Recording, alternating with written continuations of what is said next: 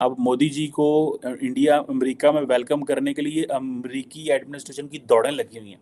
जो मिथ है, myth of independence के पाकिस्तान में खुद मुख्तार मुल्क है, ये बिल्कुल जो है वो गलत किस्म का एक ख्याल है, एक तस्वर है। सेकंड हाईएस्ट जो आपकी जो आईटी इंडस्ट्री है वो इंडिया में रिजाइड करती है।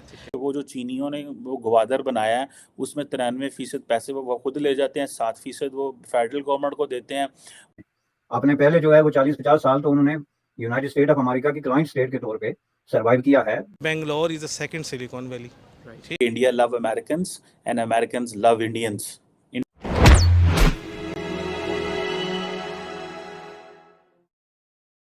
हेलो फ्रेंड्स, आप सभी को क्रेजी हिंदुस्तानी चैनल में स्वागत है। हम यहां पर पाकिस्तान और इंडिया रिलेटेड वीडियोस अपलोड करते हैं। अगर आपको हमारी वीडियोस पसंद आई है तो प्लीज़ वीडियोस को लाइक एंड शेयर करें और चैनल को सब्सक्राइब कीजिए ताकि हम आपके लिए नए वीडियोस ला सके।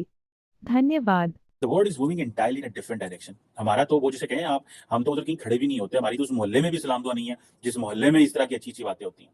हम तो उस सड़क पे भी नहीं जाते जिस सड़क पे अमीर लोग रह रहे हैं, क्योंकि साढ़े लीडर ने तो मसला ही हो रहा है।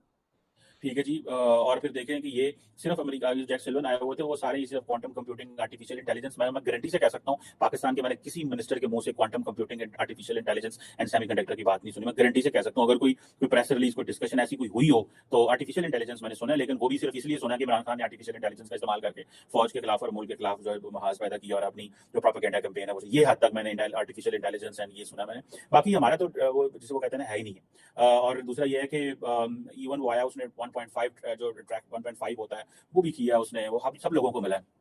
और यूएस चैम्बर ऑफ कॉमर्स के लोगों को जो है वो भी इंगेज हो रहे हैं, बिजनेसमैन आ रहे हैं वहां से, यहाँ से वहां जा रहे हैं। तो अब ये इमेजिन कर लें कि हम तो वो हमारे पास ऐसा कुछ नहीं है। और ये जो कुछ अमेरिका इंडिया को देगा, ठीक है, हमारे पास तो अब वो लिवरेज भी नहीं है। ठीक है जी। अभी वो मैं देख रहा था कि अमेरिका के जो एम्बेसडर हैं इंडिया के अंदर, उनका नाम आई थिंक एरिक ग्रेसिटी, उनका नाम आई थिंक शायद, वो कह रहे थे कि India love Americans and Americans love Indians, Indians love Americans and Americans love Indians. इस तरह की बातें हो रही है। बेसिकली ये लव लुव कोई नहीं होता, ये सारा सारा म्यूचुअल इंटरेस्ट है, ये सारा कोऑपरेशन है, ये सारी वो होप है जो नजर आ रही है। ठीक है। तो पाक अमेरिका ताल्लुकात भी अच्छे हो सकते हैं, लेकिन हमारी वो कैपेसिटी नहीं है। हम वो करी जो जिस देखिए एक आपका दोस्त है वो जिसके पास जो फॉर एग्जांपल स्पेस में, आईटी में, किन किन चीजों में काम कर रहा है, आपके हाथ में जो है वो सादा छोटा फोन हो, तो आपने क्या बात करना है, वो क्या पता वो किस तरह चल रहा है। ठीक है जी। और ये कैसे चीजें होंगी, हम बस अपने लगे हुए हैं कि हम डोमेस्टिकली जो हम चीजों को किस तरह मैनेज करें और बस कर्जे कहाँ से लेने और क्या करना है। So this is not how, जिसे वो कहते हैं ना, चीजें वैसे नहीं चल सकती। अब मोदी जी को इंडिया अमेरिका में वेलकम करने के लिए अमेरिकी एडमिनिस्ट्रेशन की दौड़ें लगी हुई हैं। ठीक है जी। और वो कह रहे हैं जनाब कि हमने क्वांटम कोऑर्डिनेशन मैकेनिज्म एस्टैब्लिश कर लिया है। यार हम तो उस, आप देखें ना कि चाइना पाकिस्तान का दोस्त है, ठीक है जी, बड़ी बात होती है, चाइना पाकिस्तान का दोस्त है, बड़ी अच्छी ताल्लुकात हैं, सारा कुछ है, ये है वो है। लेकिन आप इमेजिन करें कभी इस तरह की बात भी हुई होगी, कभी इस तरह की बात भी होगी जी हमारे क्वांटम कोऑर्डिनेशन मैकेनिज्म हमने पाकिस्तान और चीन ने, हम तो रो रहे हैं कि वो जो चीनियों ने वो गवादर बनाया है उसमें 93% पैसे वो खुद ले जाते हैं, 7% वो फेडरल गवर्नमेंट को देते हैं। उधर जो है वो मौलवी गवादर में प्रोटेस्ट कर रहे हैं, हम तो इन चीजों की देख रहे हैं। ठीक है जी। और हमने तो नहीं कभी सुना कि China Pakistan initiative and critical and emerging technologies. हम तो बस यही सुनते हैं कि यार बस ठीक है, चीनी यार है, हमारे दोस्त हैं, पैसे दे देंगे। सुनने में यही आ रहा है, IMF कह रहे डिफॉल्ट कर देंगे, वो कह रहे नहीं। कोई आप दिखाए ना कि अमेरिका का और पाकिस्तान का नेशनल सिक्योरिटी एडवाइजर जो है वो एक, मैं देख रहा था कॉन्फेडरेशन ऑफ इंडियन इंडस्ट्री ना, एक राउंड टेबल हुआ advancing India US initiative on critical and emerging technologies. किसी पाकिस्तानी लीडर का आज तक किसी ने कोई ऐसी मीटिंग में जाकर बैठा हो? तो ये बड़े सीरियस बातें हैं भाई, इन चीजों को देखना पड़ेगा। और गवर्नमेंट के स्पोक पर्सन और प्राइम मिनिस्टर खुद ये कह चुके हैं कि हम IMF की सारी शराइत मान चुके हैं। स्टेटमेंट पे आप जाते हैं ना, तो फिर उनकी ये स्टेटमेंट्स भी तो सामने रखें कि जिसमें उन्होंने क्लियरली ये कहा है कि हम IMF की सारी शराइत जो है वो मान चुके हैं। अब इसमें सवाल ये है कि ये जो डबल स्पीक है, ये जो हिपोक्रिटिकल किस्म की स्टेटमेंट्स हैं, अवाम की आंखों में जो धूल झोंकी जा रही है, उनको जो बेवकूफ बनाया जा रहा है, उसमें ये रिपीटेडली दोनों स्टेटमेंट्स दोहरा रहे हैं। एक ये कि हम IMF की तमाम शराइत मान चुके हैं, उनकी मंजूरी से हमने बजट पेश किया है, उनके साथ हमारा किसी चीज पे अब जो है वो डिफरेंस ऑफ ओपिनियन नहीं है, अब ये क्वेश्चन ऑफ टाइम है जब हम जो है वो एग्रीमेंट साइन कर लेंगे। तो फिर दूसरे दिन वो कहते हैं ये जो अभी आपने स्टेटमेंट पढ़ी है, जिसका मतलब ये है कि उनको जब ये पता होता है कि ये जो झूठ हमने बोला है ये मुमकिन है आगे ना बढ़े, हमने सारी शराइत नहीं मानी है, सब्सिडीज के इशू पे हमारा जो है वो सख्त किस्म का डिफरेंस ऑफ ओपिनियन है IMF के साथ, टैक्सेशन के इश्यूज पे जो सबसे बड़ा इशू होता है। असल मसला यही है जो टैक्स का इशू है, चूंकि टैक्स IMF ने इनको कहा कि आप अपने दौलतमंद तबके पे लगाएं, जिनके पास बेतहाशा दौलत है और उनसे पैसे जमा करके तो आप अपने मुल्क में ये जो गुर्बत है इसके खात्मे के लिए जो है वो पैसे लगाएं। ये उसका उलट कर रहे हैं कि ये गरीब को पिस रहे हैं, उसकी जो सब्सिडीज है वो खत्म कर रहे हैं, मसलन आटे पे, चीनी पे, इस तरह की चीजों पे, और जो आपकी दौलतमंद तबकात हैं उनको ये टैक्स छूट दे रहे हैं, जो कि रिवर्स है। IMF का, और उसकी वजह यह है कि ये उन्हीं तबकात को रिप्रेजेंट कर रहे हैं। इस वक्त जो आपके हुकूमत है वो रिप्रेजेंट कर रही है एक खास बिजनेस और एक वेल्थी क्लास को, और जाहिर है कि वो खुद अपने खिलाफ इस तरह का कानून नहीं बना सकते। तो इसको आप जाके अगर कंपेयर करें जो है वो बांग्लादेश के साथ या किसी और मुल्क के साथ, एक ऐसे मुल्क को जो मौत व हयात की कशमकश में मुब्तला है, दूसरे अल्फाज में ऑक्सीजन टेंट में पड़ा हुआ है, तो उसको आप किस तरह जो है वो एक ऐसे मुल्क के साथ कंपेयर कर सकते हैं जिसके बजट का हजम, उसकी एक्सपोर्ट का हजम और उसकी जो है वो ज़र मुबादला के ज़खायर और वो सारी चीज़ें जो है वो आपसे दुगनी तिगनी एक शख्स के पास नहीं, एक से ज्यादा लोगों के पास हैं। तो एक तो पहलू इसका ये है कि हरीम शाह साहिबा ने संदल खटक को गिरफ्तार करवा के ये पैगाम दिया है कि फ्लोर नंबर 4 के सरगर्मियों की वीडियो, ऑडियोज या तस्वीर जारी करने के कॉपीराइट जो है सोल डिस्ट्रीब्यूटर वो हरीम शाह के पास है। अगर कोई और ये हरकत फरमाएगा तो वो सुलाखों के पीछे जाएगा। ठीक है, एक तो ये मैसेज मुझे लगता है जो मैंने डिकोड किया है उनकी आज की हरकत के नतीजे में, कि अगर किसी ने फ्लोर नंबर 4 के ऊपर होने वाली सरगर्मियां और बनने वाली वीडियोस को पब्लिक करने की कोशिश की तो वो जेल में जाएगा, सुलाखों के पीछे जाएगा। हुकूमत कोई जो मर्जी भी हो, मेरे हाथ इतने लंबे हैं कि मैं उसको भिजवा दूंगी सुलाखों के पीछे।